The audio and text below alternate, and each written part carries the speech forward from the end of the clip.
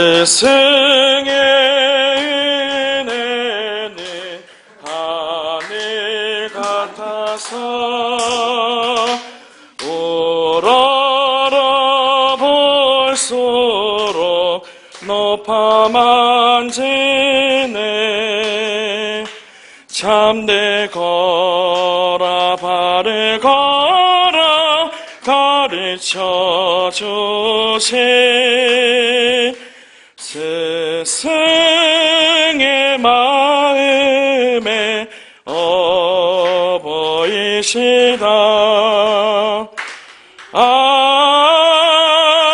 고마워라 스승의 사랑. 보답하리 스승의 은혜. 근데요, 옆에 있으니까 목소리가 정말 크네요. 옆에 있으니까요, 이 울림통이 엄청나네요. 울림이요.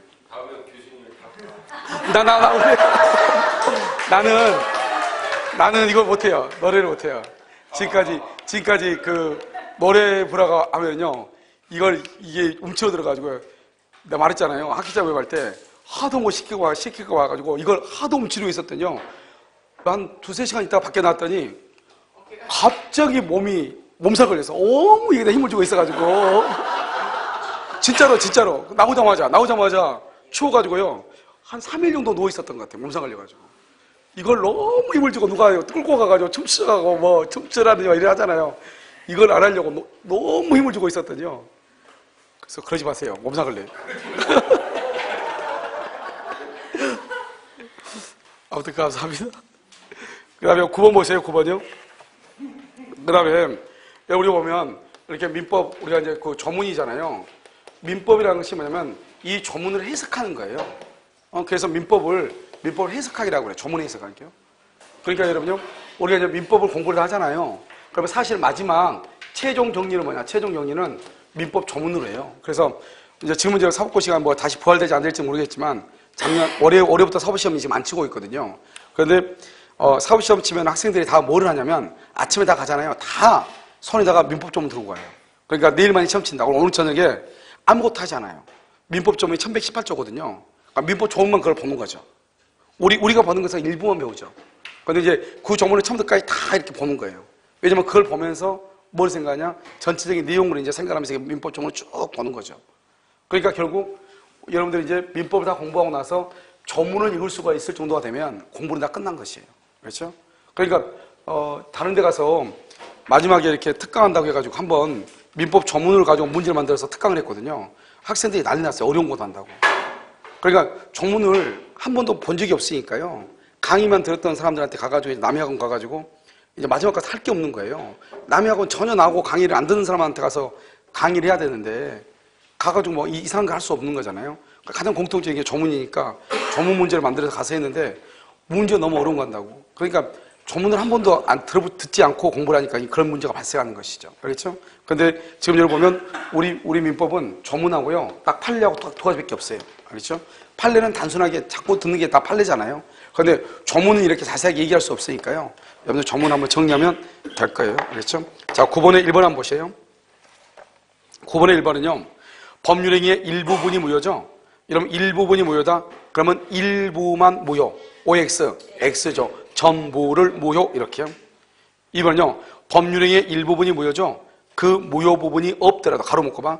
그 무효 부분이 없더라도 법률행위를 하였을 것이라고 인정될 때, 거기까지요. 그것을 뭐라고 한다? 그것을 가정적 의사. 가정적 의사, 이퀄 아니 옆줄 긋고 그것을 보충적 해석이라고 얘기해요. 그럼요, 나머지 부분도 뭐로 한다? 무효로 한다. 이렇게 돼 있나요? 나머지 부분은 유효로 하는 거예요. 나머지 부분은 유효로 해요. 이것을 뭐한다? 일부 무효는 전부 무효인데 일부만 무효라고 나머지 일부는 뭘 할 수 있다? 유효로 할 수 있다. 이런 말이죠. 그래서 2번 틀렸죠? 3번은요, 무효인 법령이가 뭐냐? 그다 써봐. 친생자 신고요. 친생자 신고가 무효죠? 다른 법령이를 뭐란다? 입양이요, 입양. 입양으로서의 요건을 고비하고 당사자가 그 무효를 뭐란다? 친생자요. 친생자 신고가 무효라고 하는 것을 알았더라면 다른 법률행위요, 입양이요. 입양하는 것을 우욕하였으리라고 인정될 때 가로묶고 우욕하였으리라고 인정될 때 그것을 가정적 의사, 옆줄 긋고 보충적 해석이라고 얘기하는 거예요. 가정적 의사, 보충적 해석 이렇게요. 다른 법률 행위로서 뭘 갖는다? 효력을 갖는다 이렇게. 다른 법률이 뭐죠? 입양으로서 효력을 갖는다 이렇게. 4번은요. 무효인 법률행위는 뭐라 해도 초인하 봐봐. 무효인 법률행위는 초인하여도 효력이 생기지 않는다. 맞아요? 틀려요?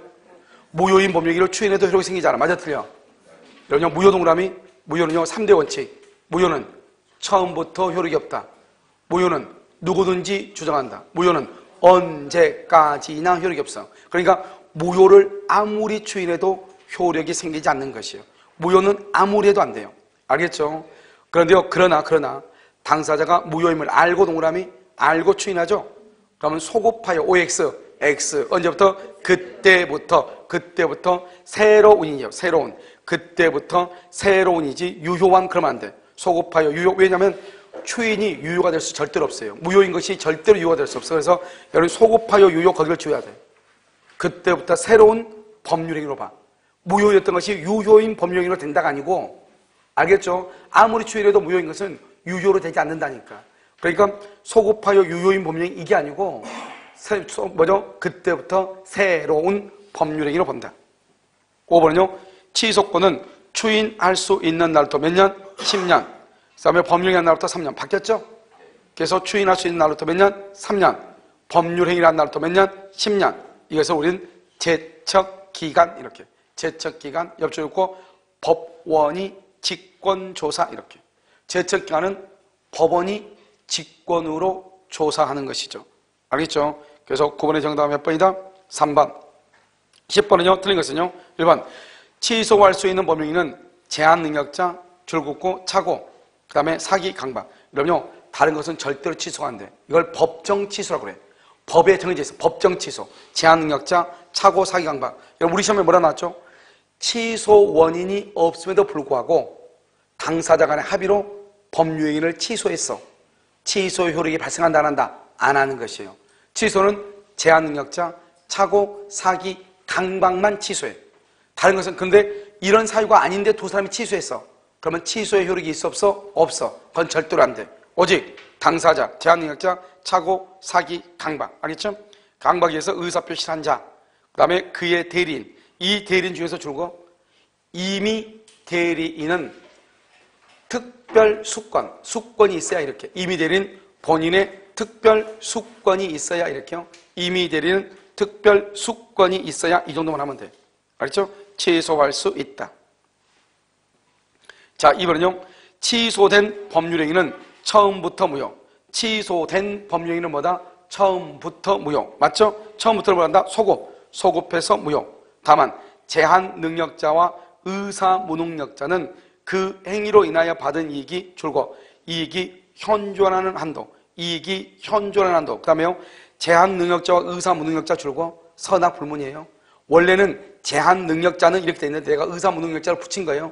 이런요. 판례가 의사 무능력자도 제한 능력자하고 똑같이 현존 이익만 반환한다. 선악 불문하고 현존 이익만 반환한다. 아직 우리 시험은 안 나왔어. 그런데 제한 능력자하고 누구하고? 의사 무능력자. 의사 무능력자도 선악을 불문하고 무슨 이익만? 현존 이익만 반환한다. 3번. 취소할 수 있는 법률행위의 상대방이 확정이 된다. 취소할 수 있는 법률행위 상대방이 확정되죠? 그 취소는 줄고 상대방에 대한 의사표시. 상대방에 대한 의사표시 그 다음에 써 거기다가 상대방의 특별 승계인에게 X. 상대방의 특별 승계인에게 취소권 행사 X. 상대방의 특별 승계인한테는 취소권 행사를 못해. 오직 누구한테만 취소한다? 상대방. 이때 상대방은 직접 상대방 을한테만 취소한다 이 말이죠. 을이 만약에 그것을 병한테 처분하죠? 병한테는 취소할 수가 있다 없다? 없다 이 말이죠. 안 돼. 그 다음에 4번은요. 취소할 수 있는 법령인을 취소의 원인이 무한 후에 소멸한 후 줄고 취소의 원인이 소멸한 후 이퀄 추인할 수 있는 후 이렇게 얘기해. 취소의 원인이 소멸해야 추인을 한단 말이죠. 추인할 수 있는 후. 그러면 취소의 원인이 뭐죠? 제한능력자, 차고사기 강박이죠. 제한능력자가 능력자가 된 후 차고사기 강박 사실을 알고 난 후 이 말이죠. 능력자가 된 후 차고사기 강박 사실을 알고 난 후 취소권자가 추인을 하죠. 추인 동그라미 추인하면은 취소하지 못한다. 줄고 취소하지 못한다 이꼴 취소권의 포기라고 그래. 그래서 우리는 추인을 뭐라 한다? 추인을 취소권의 포기라고 그래. 그래서 추인하게 되면 취소권을 포기한다 이 말이죠. 취소권의 포기 이렇게 얘기해. 5번은요. 법정 대리인이나 후견인. 법정 대리인하고 후견인은 뭐죠? 이 후견인하고 법정 대리인 둘 다가 뭐냐? 법정 대리인 밑에다 줄 거 친권자. 친권자하고 후견인을 둘 다 법정 대리인이라고 그래. 그러니까 말이 좀 이상하죠. 그래서 그냥 차라리 말을 할 때 친권자 또는 후견인 이렇게 했으면 더 다행인데요. 이 후견인도 법정 대리인이거든요. 알았죠? 그러니까요. 법정 대리인 또는 후견인이 추인한 경우는 취소의 원인이 소멸한 후에만 OX, X. 그래서 취소의 원인이 소멸하기 전이라도 이런 봐봐요. 우리가 법정 대리란 말을 썼다는 말이 무슨 말이죠? 그 말은 미성년자다, 능력자다. 미성년자다 이 말이죠. 성년이 아니다 이 말이죠. 성년이 되면은 법정 대리권이 소멸하니까 법정 대리란 말을 쓸 수 있다 없다? 없다. 그럼 우리가 법정 대리란 말을 썼다는 것은 아직도 뭐다? 미성년자다 이 말이죠. 무슨 말인지 알겠죠? 그러니까 법정 대리인이 추인할 때는 취소의 원인이 소멸할 필요가 있다 없다? 없죠. 소멸하기 전이라도 뭐 할 수 있다? 추인할 수 있다. 항상. 그러니까 만약에 제한 능력자가 되면 취소 법정 대리권 그 자리에서 뭐가 된다? 소멸한다 이 말이죠. 그 다음에 11번 보세요. 취소할 수 있는 법률행위에 관하여 추인할 수 있는 후에 줄고 추인할 수 있는 후 줄고 추인할 수 있는 후 그 다음에 이 일을 보류하지 않고 줄고 이 일을 보류하지 않고 이 말이 아주 중요해. 거기다가 별표 하나 해. 이 일을 법정 추인은 이 일을 보류하지 않아야 돼. 그래서 다음에요 5가지 중에서 하나를 하면은 뭐가 된다? 추인을 보는데 추인을 본다. 이에 해당하지 않는 것 1번 취소권자의 상대방이 일부나 전부를 이해 취소권자의 상대방이 줄고 상대방이 이행의 청구. 우리는요 누가 이행을 청구해야 추인이다? 취소권자가. 그런데 상대방이 이행 청구하죠? 이꼴 써 이꼴 그다 써 2번에다가 이꼴 맨 끝에 경우 옆에다가 이꼴 취소권자가 이행 청구를 받은 경우 취소권자가 이행 청구를 받은 경우 그러면 2번 똑같죠? 그러니까 2번은요 우리는 취소권자가 이행을 청구하면 추인이에요. 그런데 취소권자가 이행 청구를 받죠? 받으면 추인이다 아니다? 아니다. 추인이 아니다 이 말이죠. 추인이 아니다. 그 다음에 3번은요 취소권자가 취소할 수 있는 행위로 취득한 취소권자가 줄고 맨 끝에요 일부를 양도만 줄고 그 다음에 취소권자가 담보 제공 취소권자 강제 집행. 그래서 아닌 것은 몇 번이다? 2번이다. 자 12번이요 옳은 것은요 정지조건 줄고 정지조건은 조건이 줄고 성취한 때로부터 그 말이 중요해. 성취한 때부터 이것은 뭐냐? 이퀄 소구표 X예요. 조건은 원칙적으로 소구표가 없어요. 당사자 간에 합의가 있어야 소급해. 그러니까 아무 말이 없으면 소구표가 없다고. 그러니까 성취한 때부터 효력이 생기고 해제 조건은 성취한 때부터 효력이 소멸해. 효력이 생긴다? 틀려. 그래서 바꿔야 되겠죠? 그래서 정지 조건은 효력이 생기고 발생하죠? 해제 조건은요, 효력을 잃는다. 다른 말로 소멸한다. 이렇게 소멸한다. 잃는다, 소멸한다. 언제부터? 성취한 때부터. 대리 행위 시, 계약 시에. 그러면 큰일 나. 대리 행위 시라겠다. 계약 시에. 법률 행위 시에. 그러면 큰일 나. 언제? 성취한 때. 알겠죠? 3번. 당사자가 조건 성취의 효력을 그 성취 전에 소급하게 할 의사를 표시 줄고 소급하게 할 의사를 표시 그러면 소급해. 원래 조건은 1번, 2번 소급하지 않아. 성취한 때부터. 그런데요 3번에서 당사자 간의 합의로 할 수 있다. 소급할 수 있다. 그래서 성취 전에 소급하게 할 의사를 표시하면 그 의사에 따른다. 그 의사. 다른 말로 뭐 한다? 소급한다. 이 말이에요. 소급하지 아니한다가 소급한다. 3번 틀렸죠? 4번. 조건이 있는 법령의 당사자는 조건의 성부가 미정 줄고 미정이어도 조건의 성취로 생길 상대방의 이익을 해하지 못한다. 4번 맞죠? 5번이 너무너무 중요해. 조건의 성취가 미정도로 미정이죠. 그래도 말할 수 있다. 처분, 미정이어도 상속, 미정이어도 보존, 미정이어도 담보를 할 수 있다. 할 수 있다. 시험에 뭐라 나오냐? 조건의 성취가 미정인 것도 일반 규정에 의해서 상속받을 수 있다. 그러면 틀린 것처럼 보여. 왜? 미정이니까. 미정이니까. 그런데 조건부 권리는 그것은 단지 법률행위의 효과가 일정한 조건을 상대로 해서 조건이 성취할 때 발생하지만 이미 권리는 뭐였다? 성립했단 말이죠. 알겠죠? 그렇기 때문에 현재의 권리라고 얘기해. 조건부 권리를. 현재 권리. 그래서 아직 조건이 성취한 미정이어도 처분, 상속, 보존, 담보를 할 수 있는 것이에요. 무슨 말인지 알겠죠? 이미 법률행위 자체는 뭘 했으니까? 성립을 했으니까. 알겠죠? 그래서 효력이 제한되어 있을 뿐이다. 이 말이죠. 그래서 조건부 권리를 현재의 권리다. 이렇게 얘기해. 자, 그 다음 13번. 옳은 것은 그랬죠? 조건의 성취로 인하여 불이익을 받을 당사자가 불이익 줄고요. 신의 성실에 반하여 그 말이 중요하죠? 신의 성실에 반하여 성취를 방해했다. 성취를 방해. 여기서 키워드가 뭐죠? 신의 성실에 반하여 그 다음 말이죠? 성취 방해죠. 방해하면 상대방은 반대로 한다고 그랬죠? 방해했으니까 상대방은 뭐한 것으로? 성취한 것으로. 성취하지 아니한 것 그럼 큰일 나. 성취한 것으로. 자, 이번에요. 조건의 성취로 인하여 이익을 받을 당사자가 신의 성실에 반하여 그 다음에 성취죠? 신의 성실에 반하여 성취 그럼 반대로 가. 성취의 반대. 뭐로 간다? 상대방은 성취하지 아니한 것으로. 그래서 1번과 2번의 끝에가 바뀌었어. 알겠죠? 성취하지 아니한 것으로 이렇게. 그럼 좀 이해됐죠? 자, 그러면 3번은 조건이 줄고 선량한 풍속 기타 사회의 질서에 위반 줄고. 여러분 선량한 풍속 기타 사회의 질서에 위반하는 것을 뭐라고 얘기해? 그걸 불법이라고 그래. 무효는 무효인데 불법. 103 위반으로 무효죠? 그걸 불법이라고 그래. 그래서 뭐냐? 조건이 불법이죠? 이것을 불법 조건이라고 그래. 그러니까 불법 조건은 조건만 무효다. 법률행위 전부가 무효다. 법률행위 전부가 무효. 그래서 법률행위가 무효가 돼. 조건만 무효 그러면 큰일 나.